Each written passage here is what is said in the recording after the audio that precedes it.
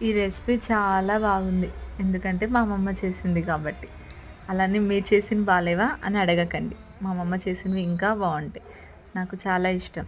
ఈరోజు మా అమ్మమ్మ గుత్తి వంకాయ చేసింది. అది ఎలా చేయాలో చెప్తా చూడండి.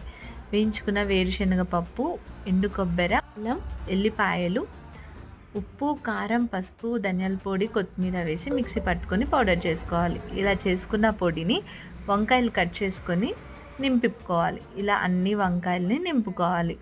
దాంట్లోకి ఉల్లిపాయ ముక్కలు వేసి మిగిలిన పౌడర్‌ని గూడా వేసుకోవాలి.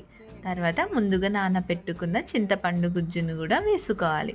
మనకు గ్రేవీ ఎంత కావాలంటే అంత తగ్గట్టు వాటర్ వేసుకొని, తగినంత నూనె వేసుకొని 3 విజిల్స్ వచ్చేంత వరకు పెట్టుకోవాలి. 3 విజిల్స్ వచ్చాక చూడండి యమ్మీ యమ్మీ గుత్తి వంకాయ రెడీ. చూడగానే తినాలనిపించేస్తుంది. నేను పలావ్‌లోకి సర్వ్ చేసుకున్నా. చాలా బావుంది. Thank you for watching.